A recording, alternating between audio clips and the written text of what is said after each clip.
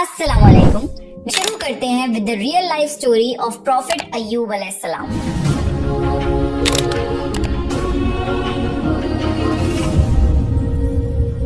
अल्लाह ने अय्यूब अलैहिस्सलाम को सीरिया में कौमे सूरान की तरफ भेजा। अय्यूब अलैहिस्सलाम बहुत ज्यादा मालदार थे। अल्लाह ताला ने उन्हें बहुत ज्यादा नेमतों से नवाजा था। उनके पास लातादाद नौकर चाकर थे और बेशुमार भेड़ बकरियां थी। अल्लाह ने अय्यूब अलैहिस्सलाम को बहुत सारी जमीन और जायदाद भी अता की थी। अय्यूब अलैहिस्सलाम कारोबार करते थे। उनका बिजनेस दूर दूर तक फैला हुआ था। अल्लाह ने अय्यूब अलैहिस्सलाम को बहुत सारी औलाद भी अता फरमाई थी।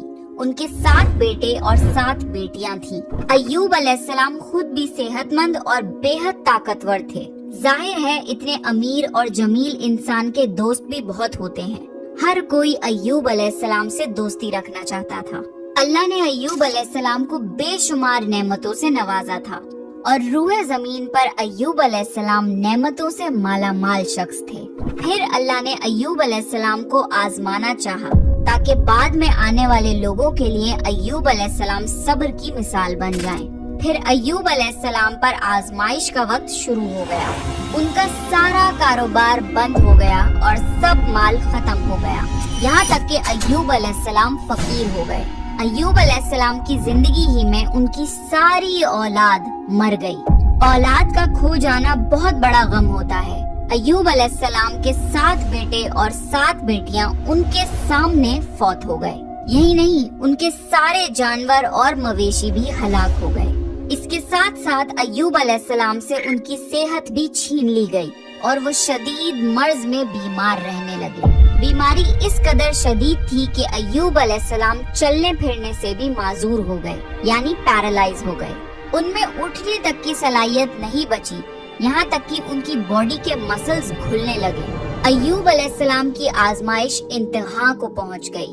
अब उनके सारे दोस्त उनका साथ छोड़ने लगे। उन्हें ये खौफ था कि ये कहीं फैलने वाली बीमारी ना हो और अय्यूब अलैहिस्सलाम की बीमारी उन्हें भी ना लग जाए।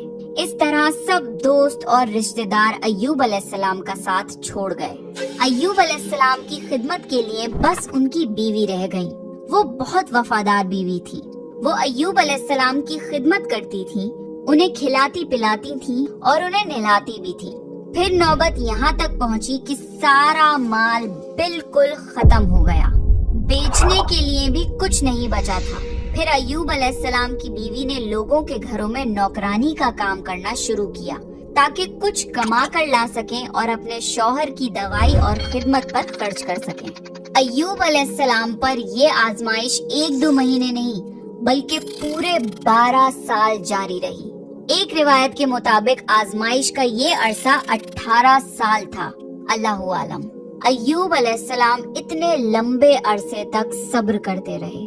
उन्होंने कभी किसी से शिकवा तक नहीं किया। साल दर साल ऐसे ही गुजरते रहे।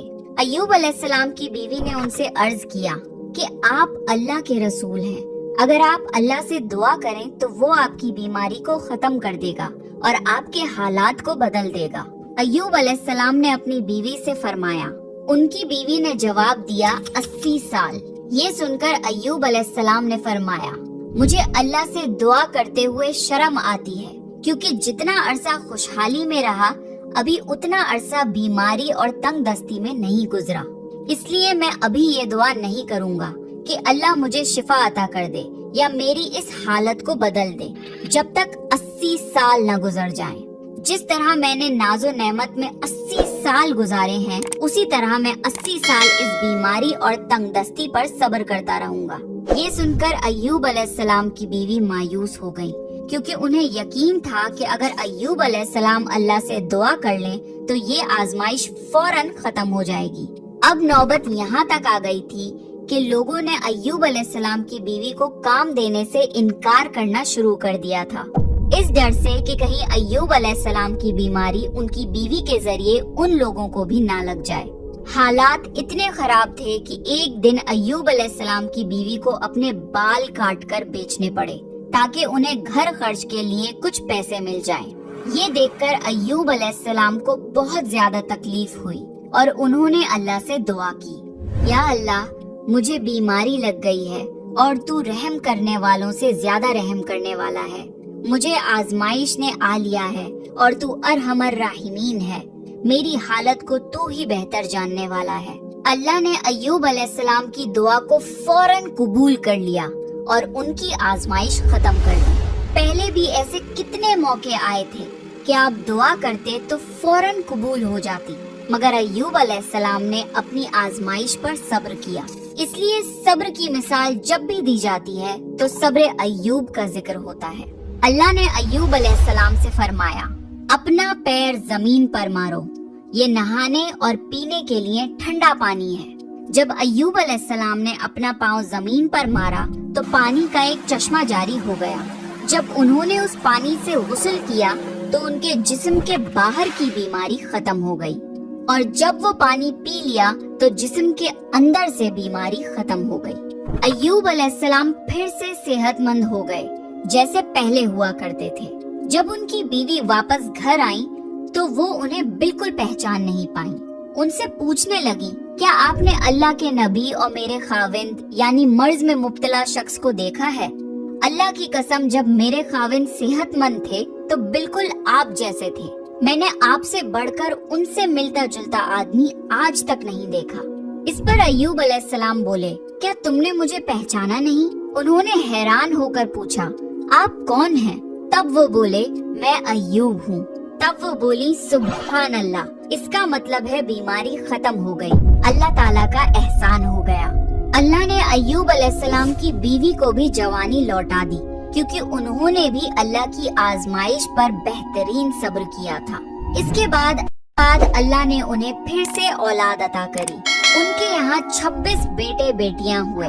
ایک روایت میں ہے کہ 26 صرف بیٹے تھے، بیٹیاں الگ سے تھی۔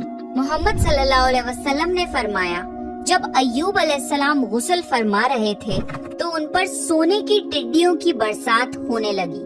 اللہ ایوب علیہ السلام کو غسل کرنے کے دوران ہی نوازنے لگا۔ ایوب علیہ السلام نے ان سونے کی ٹڈیوں کو اپنے کپڑوں میں جمع کرنا شروع کر دیا۔ اس پر اللہ نے فرمایا، اے ایوب، کیا میں نے تمہیں مالدار نہیں بنا دیا اور اس نئے نازل ہونے والے مال سے بے پرواہ نہیں کر دیا؟ ایوب علیہ السلام نے عرض کیا، جی ہاں میرے پروردگار، لیکن میں آپ کی رحمت اور برکت سے تو بے پرواہ نہیں ہو سکتا۔ اللہ نے ایوب علیہ السلام کی جوانی اور صحت واپس کر دی، مال اور دولت واپس کر دیا، خاندان اور اولاد پھر سے عطا کر دیے۔ اللہ جسے چاہے اسے آزماتا ہے اور جسے چاہے اسے نوازتا ہے، اور اگر اللہ ہم سے کچھ لے لے تو اس سے بہتر عطا کرتا ہے۔ اللہ نے قرآن میں ایوب علیہ السلام کے صبر کی تعریف کی ہے اور ان کی زندگی کو صبر کرنے والوں کے لیے مثال بنایا ہے۔ آزمائش ہر کسی کی زندگی میں آتی ہے، پر اللہ یہ دیکھنا چاہتا ہے کہ مشکل وقت میں ہمارا کیا رویہ ہوتا ہے اور ہمارا ایمان کتنا مضبوط رہتا ہے۔ اس لیے ہماری زندگی میں جب بھی مشکلیں آئیں تو ہمیں صبر کرنا چاہیے اور ہر حال میں اللہ کا شکر ادا کرنا چاہیے۔